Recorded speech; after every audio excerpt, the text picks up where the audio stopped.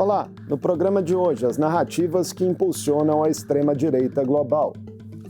Os algoritmos que potencializam discursos de ódio nas redes sociais. A relação de mega empresários do ramo com expoentes do conservadorismo internacional. Os impactos no Brasil e no mundo e as estratégias de enfrentamento a essa realidade por outros grupos ideológicos.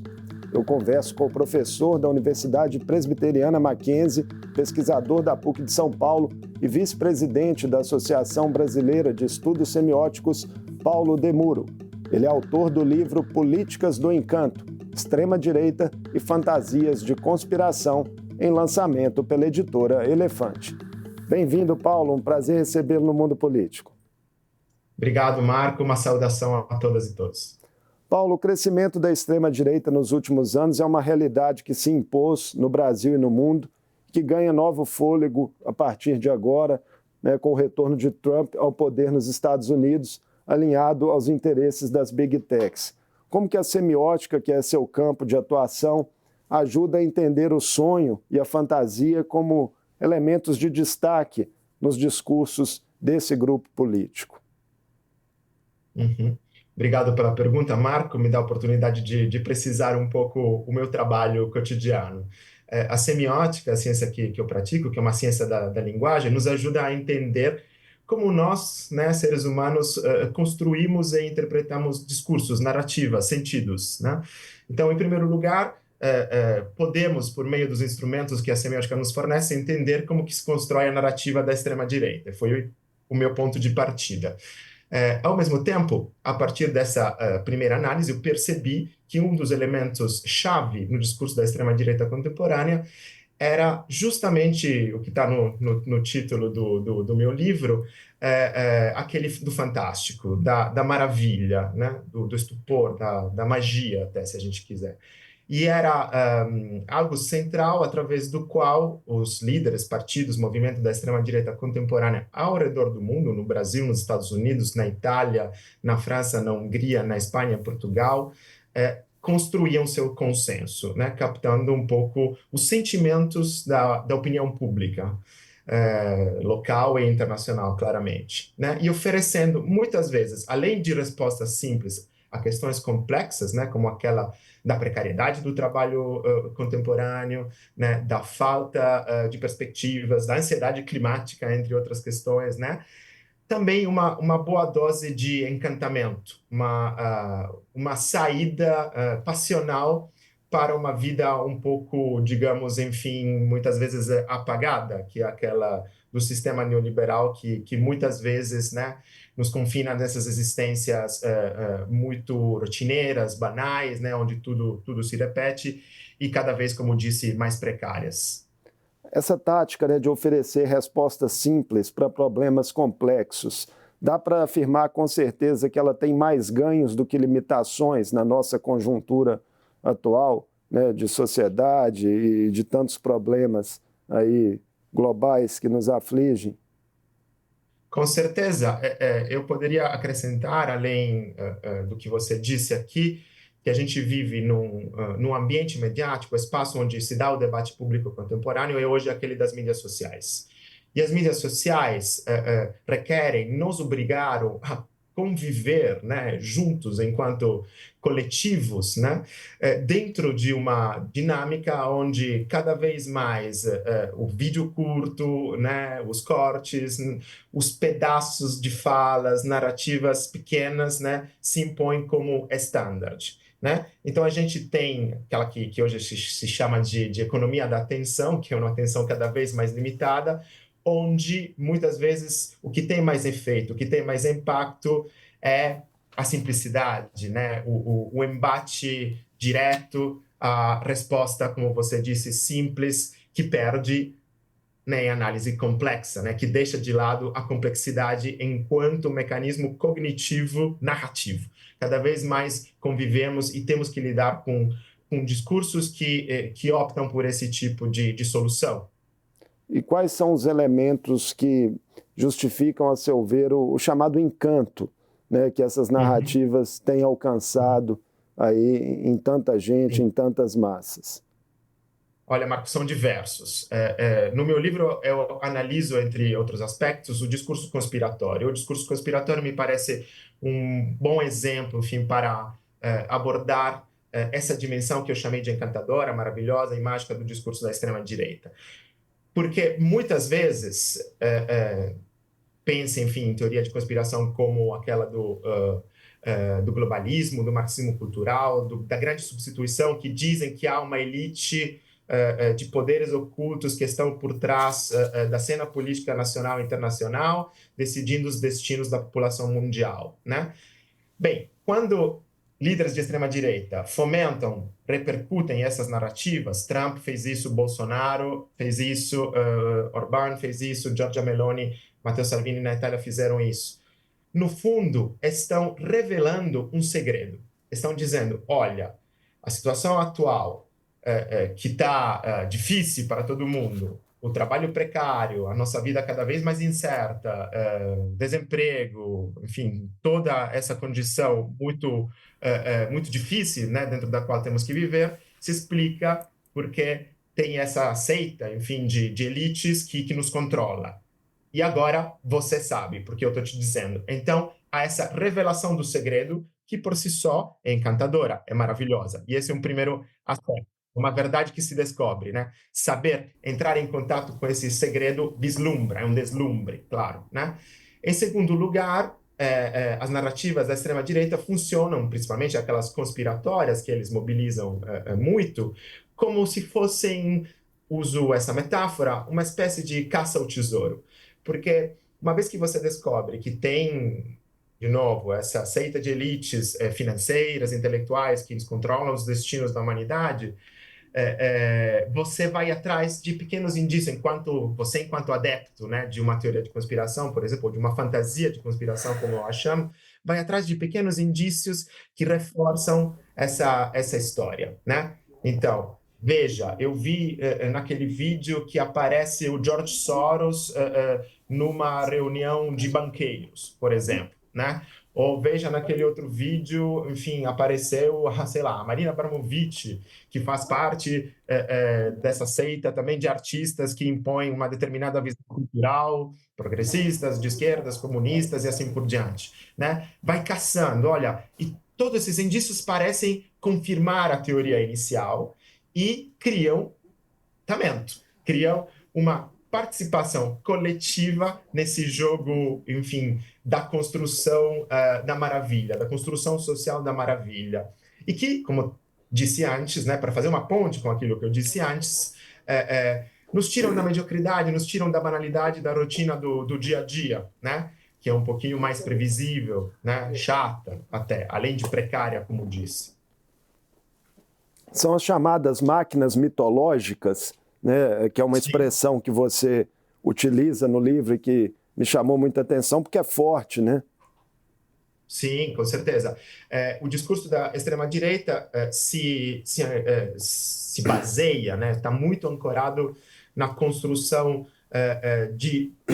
e na combinação, não apenas na construção, mas também na combinação de elementos que por si só podem até ser mitológicos, ou seja, que têm uma raiz antiga, né, e que são muitas vezes reatualizados dentro de narrativas novas, né? Por exemplo, a ideia de que existe uma seita oculta de elites financeiras, políticas que controlam o destino da humanidade, no fundo, diz respeito a uma luta do bem contra o mal, que é um dos motivos principais de todas as narrativas da humanidade, né? Mas, sei lá, por exemplo, a teoria de conspiração de QAnon, para dar um exemplo um pouquinho mais específico, que diz que haveria uma seita de pedófilos satanistas que estão controlando o Deep State, o Estado profundo dos Estados Unidos, e que Trump teria sido eleito na primeira vez e agora também para dar o golpe derradeiro, né, a essa tribo, né? Diz também que essas pessoas, entre outras coisas a fazeres, né, cumprem rituais nos quais eles bebem, né, sangue de crianças, entre outras coisas, né? E essa é uma história que já existe desde a Idade Média, enfim, que era própria, por exemplo, de certas fantasias conspiratórias a respeito do povo judeu, né? se dizia que certos integrantes, enfim, das elites judaicas, né, em determinados momentos na Europa, faziam isso. Então, é um elemento narrativo que já existia, ou seja, quase mitológico, se a gente quisesse, a gente poderia, que é reatualizado dentro de uma narrativa contemporânea que mistura essas histórias antigas com o universo, por exemplo, da cultura de massa norte-americana, né, como, por exemplo, Medo e Delírio em Las Vegas, onde tem também esse motivo, filme muito conhecido, mas também outras searas, enfim, da indústria cultural, da literatura de massa, da música e assim por diante. Seria uma reinvenção aí da tática do nós contra eles, uma repaginada a partir de elementos históricos? Exato. Do ponto de vista semiótico, a gente pode dizer que a gente tem essa estrutura profunda do nós contra eles, que mais do que reinventada, é reatualizada, repaginada, como você disse, né? E ganha contornos diversos, né? Nós contra eles pode ser o povo norte-americano, por exemplo, contra os migrantes, né? Agora tema que está muito em pauta na administração atual de Trump, né? Que está expulsando diversos migrantes dos Estados Unidos, né? Ou pode ser, ao mesmo tempo, a elite financeira versus o povo, ou o povo versus a mídia, né? Não por acaso a mídia tradicional, o jornalismo tradicional foi apontado muitas vezes por Trump e outros seus colegas da internacional de extrema-direita, para usar os termos de Steve Bannon, como um dos inimigos, não apenas, enfim, desses líderes, mas também do povo. Sim, então, essa dinâmica fundante do nós contra eles ganha, digamos, contornos concretos diversos conforme o momento e o contexto narrativo dentro do qual a gente se insere e que é mobilizado por essas pessoas. No caso específico do Brasil, Paulo, é possível Sim. notar uma tática orquestrada para, por exemplo, se jogar trabalhadores precarizados contra minorias? Aliás, é uma questão bastante complexa. Tem autores que têm discutido muito sobre esse tema. O que a gente pode dizer é que a extrema-direita e o discurso da extrema-direita, em particular, tem se aproveitado das mudanças, das transformações do trabalho contemporâneo, da esfera do trabalho contemporâneo, que é cada vez mais precarizado e individualizado, né, para captar consensos e apontar inimigos precisos que vão contra, enfim, seus interesses e ideologias e que servem também para reforçar certas hierarquias de poder, de maneira camuflada, muitas vezes, né? Então, por exemplo, trabalhadores das assim chamadas plataformas digitais, aquela que hoje se chama, enfim, a plataformização do trabalho, ou trabalho plataformizados, que são, por exemplo, motoristas de aplicativos como o Uber, né? Ou entregadores, né, do Rappi, do iFood, que encontraram no primeiro momento até uma expectativa como dizer, de saída, né, de uma certa precariedade,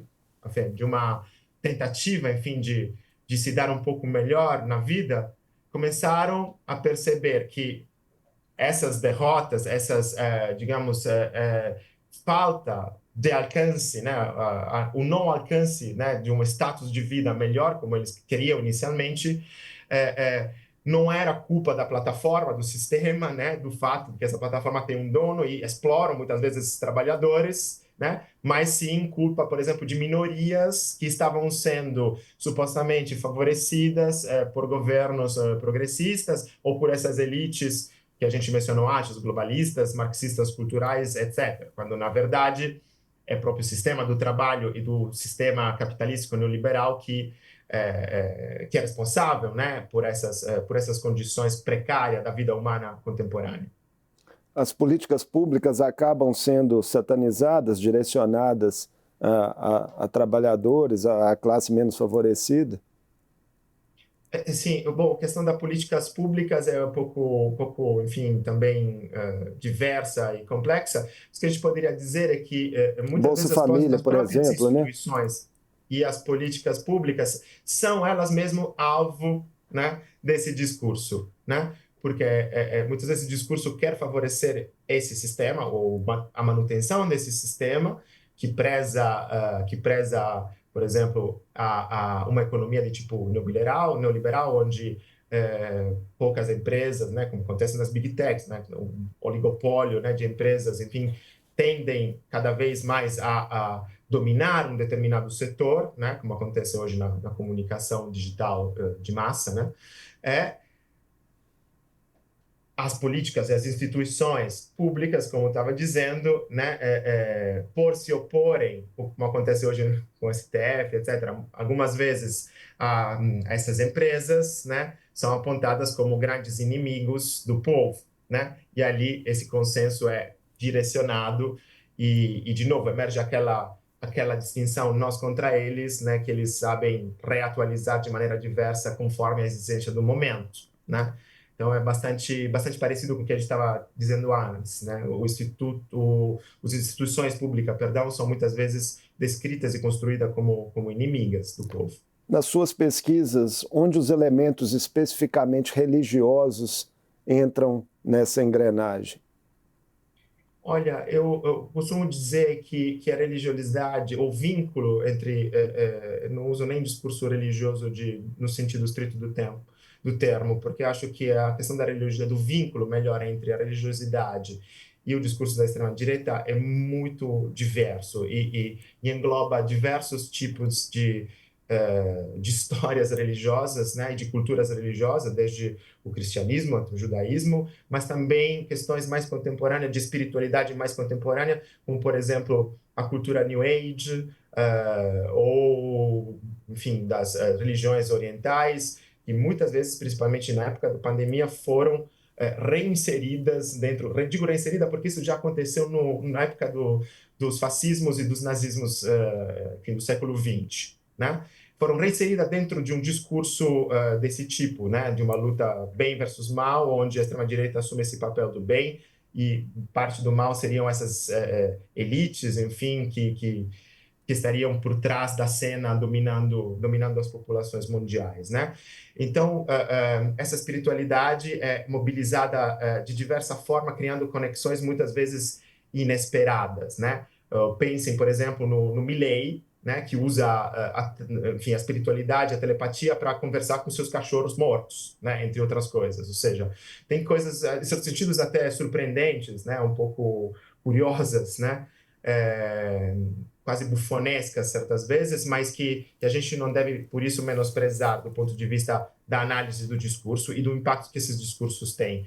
Então, o que eu quero salientar é justamente essa complexidade, né, da esfera do religioso e dessa amplitude, né, que se mistura, por sua vez, a questões políticas e a questões outras, como, por exemplo, a questão do bem-estar, da cura de si, né, das dietas, né, tudo isso nos discursos online, por exemplo, nas mídias sociais, no Instagram, em outras redes sociais, no TikTok, está cada vez mais misturado. A gente tem aqui no Brasil uma figura, por exemplo, como o Pablo Marçal, que mistura isso de uma maneira muito articulada e o faz muito bem, né, no discurso do Pablo Marçal, entre outros, há essas conexões, né, e, na verdade, o que se salienta, o que a gente pode identificar como marca do discurso dele é justamente essa conexão entre, por um lado, um discurso espiritual que traz elementos como, por exemplo, o termo prosperidade, né? Não por acaso utilizado por Lula também no último pronunciamento, né? Que acho que está tentando também entender um pouco essa dinâmica e até utilizar termos que são utilizados por essa outra parte e que é típico por exemplo, da teologia da prosperidade, né, de certo neopentecostalismo brasileiro, mas que também se junta por exemplo, ao coaching, né, a teologia coach, como tem sido chamada, e a cura do corpo, né, porque Marçal é um grande exemplo, além de um coach espiritual e financeiro, é também um coach, enfim, ou se apresenta como tal, né, um coach físico, ou seja, ele corre, ele vai escalar as montanhas junto com as pessoas, ou seja, a gente tem aqui um exemplo que é muito, muito emblemático dessa mistura, né, de discursos que a gente acaba de mencionar aqui. A população brasileira é, em alguma medida, muito vulnerável a esse tipo de discurso, talvez por um déficit educacional, enfim, por ser uma sociedade extremamente desigual ainda também? Sim, mas não só a população brasileira. A gente precisa cada vez mais, enfim, tem estudos sobre isso no mundo inteiro, no Ocidente, enfim, enfim, a cultura que a gente mais dentro do qual a gente vive, claramente, enfim, e conhece melhor, de programas, necessitamos de programas de educação midiática, de alfabetização narrativa, discursiva, semiótica, diria em sentido mais amplo, que ofereçam instrumentos para a população produzir interpretações e leituras, né, de textos, narrativas, mensagens que chegam cotidianamente em nossos celulares, cada vez mais críticas, né? É claro que em contextos sociais, onde, por exemplo, a educação não está em um bom estado de saúde e a desigualdade é cada vez mais ampla, enfim, esses problemas são estruturais e isso pesa muito mais, né? Mas isso pesa no Brasil, quanto nos Estados Unidos, quanto na Europa, viu? O analfabetismo funcional, hoje em dia, é um problema cada vez mais difuso e geral. Então, eu diria que cada vez mais a gente precisa desses programas, desses mecanismos. E desde enfim, a gente faz isso na universidade, a gente faz isso nos nossos cursos de extensão, criar esses mecanismos, por exemplo, programas de alfabetização midiática que permitam reconhecer, por exemplo, o que é, não apenas o que é uma notícia falsa ou verdadeira, né? O que é um discurso falso ou verdadeiro, mas que ensinem, né, as pessoas a manejar os instrumentos de interpretação de texto, ou seja, até para saber como que se produz um discurso verdadeiro, por exemplo, qual que é o efeito de um discurso em primeira pessoa, qual que é o efeito de um discurso em terceira pessoa, o que cria através da linguagem um distanciamento, o que cria uma proximidade, que tipo de crença esse tipo de discurso pode construir. Você destaca no livro, Paulo, né, que a apresentação de dados, checagem de fatos e argumentos lógicos tem um papel nos embates contra essa engrenagem, mas não são suficientes, né? Pelo menos não tem se mostrado assim. E também argumenta que uma contraposição exigiria aí uma disputa da maravilha, é a expressão que você coloca. Como traduzir esse conceito para quem nos assiste? Vamos lá.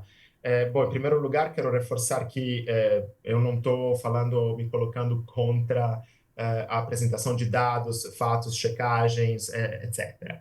Pelo contrário, digo que isso é extremamente necessário, mas, como certos estudos demonstram, nem sempre é suficiente, nem sempre é eficaz, principalmente, enfim, em bolhas um pouco mais consolidadas, onde crenças já se enraizaram há bastante tempo, né? E até pelo fato de que muitas vezes a desmentida chega sempre depois, né? E a gente sabe que a fake news original circula muito mais do que a própria desmentida, tem uma estrutura algorítmica que favorece isso. Portanto, enfim, até pelo ponto de vista da própria arquitetura, né, do ambiente mediático dentro do qual a gente é obrigado a disputar a opinião pública, isso é muito complicado, uma luta muito complicada. E qual que é a provocação que eu faço? Que isso tem que ser feito, claramente, mas que não é suficiente, que algo a mais precisa ser colocado em campo, né? Colocado em ação, que é uma mudança de perspectiva e talvez de pautas também, né? Não basta apenas reagir, né, ao que a fake news que chega no celular, aos disparates, por exemplo, de Trump, aos quais a gente tem assistido nos últimos dias, nas últimas semanas, desde que ele assumiu, por exemplo, né? Pense no último vídeo, por exemplo, sobre Gaza, ou outros disparates, como, por exemplo, a fala sobre o Golfo do México, a compra da Groenlândia, por exemplo, ou do Panamá, entre outras, né?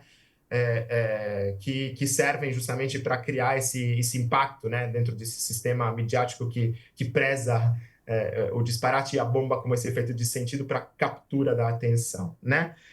A gente precisa não apenas dizer, olha que absurdo o que ele disse, né? A gente está sempre ali recorrendo e dizendo, olha, nossa, isso aqui não pode existir, é impossível, né? Ninguém vai comprar a Groenlândia assim, ou ninguém vai fazer isso em Gaza, né? Assim, do nada, imagina, que absurdo. Enfim, isso não é suficiente. Primeiro porque, por um lado, reafirma esse discurso e faz circular esse discurso cada vez mais no debate público, né? E, por outro lado, enfim, não faz com que ao falar disso, a gente não esteja pautando outros assuntos que são importantes, né? Por exemplo, crise climática, como falar de outra maneira dessa crise climática, a precariedade do trabalho e as reais causas da precariedade do trabalho e da vida contemporânea, a falta de vínculos, o que está acontecendo, por exemplo, com as redes sociais e como que elas impactam, por exemplo, a cognição das nossas crianças, né, dos nossos filhos e filhas. Enfim, a gente está tentando pautar tudo isso, mas a gente está fazendo isso de uma maneira ainda um pouquinho, como posso dizer, complicada, né? Assim, passo a passo, sem que a gente consiga ainda afirmar essas novas pautas no cenário midiático contemporâneo, porque muitas vezes a gente vai atrás. E digo que isso daqui significa disputar a maravilha, porque significa dar outra perspectiva para as pessoas, né, que estão preocupadas com essas temáticas e para as quais a extrema-direita está dando uma resposta, né?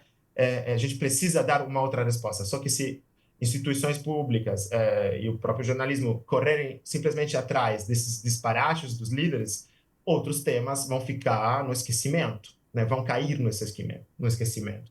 E isso é complicado. A atual mobilização em torno do fim da escala 6x1 no Brasil, né, que cresceu nas redes e nas ruas aí nos últimos meses, talvez seja um exemplo concreto de êxito narrativo aí que o campo progressista deve perseguir? Sim, eu acho que é um ótimo exemplo, e acho que não se via uma mobilização, enfim, tamanha há muito tempo, sobre um assunto muito concreto, que, ao mesmo tempo, tem uma projeção utópica. Por que digo isso? Porque a pauta da escala 6x1 parte de um dado muito, muito, muito concreto, como eu estava dizendo, que é a escala de trabalho, 6 dias de trabalho e 1 de repouso, e diz que isso é desumano, e atrela essa questão a uma necessidade das pessoas, dos trabalhadores, se reapropriarem de sua existência, basicamente. Isso sim é utópico. Isso é maravilhoso, né? É algo que a gente tinha esquecido, né? Algo em que muitos que são críticos a essa pauta, por exemplo, tendem a criticar, dizendo, né, que não, as empresas, os negócios, pequenos negócios que trabalham com essas escalas vão falir, porque o dono não vai ter mais dinheiro, vai ter que pagar mais para trabalhar menos, enfim. E tudo isso, claro, surge como resposta, mas como posso dizer, dominado por essa visão utópica de reapropriação da vida, né? Da vida das pessoas que estão obrigadas a trabalhar nesse regime quase escravocrata, né? E isso é fundamental. Acho que é um ótimo exemplo de como um discurso pode mobilizar sentimentos, digamos, enfim, muito gerais, né? Maravilha, utopia, paixão, reapropriação da vida, de maneira positiva, diversamente do que tem sido feito, como com a crise climática, por exemplo, onde o grande discurso dominante é extremamente negativo: o mundo vai acabar. E isso gera aquela ansiedade climática que está sendo discutida, e ainda não tem um discurso que está se impondo, um discurso do tipo, não, eu quero viver, eu gosto desse mundo, vamos fazer algo para salvá-lo, porque é bonito, porque, enfim, é algo que, enfim, que a gente quer preservar, que a gente quer deixar para os nossos filhos. Não é se sabe quem puder, ou a gente precisa saber, o mundo vai acabar. Que a gente vai mobilizar isso. É através de uma projeção de um cenário utópico positivo. Essa é a minha tese. Uma utopia necessária para a vida, né, Paulo? Obrigado por essa conversa conosco aqui no Mundo Político, sucesso com o livro e à frente também das suas atividades profissionais aí como pesquisador e professor. Muito obrigado, muito obrigado. Eu conversei com Paulo Demuro, professor da Universidade Presbiteriana Mackenzie, pesquisador da PUC de São Paulo e vice-presidente da Associação Brasileira de Estudos Semióticos. Falamos sobre o livro de sua autoria, Políticas do Encanto, Extrema-Direita e Fantasias de Conspiração.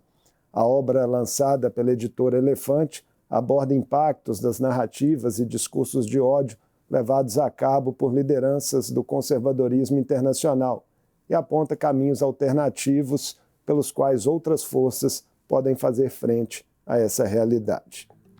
O Mundo Político fica por aqui. Obrigado por nos acompanhar e até o próximo programa.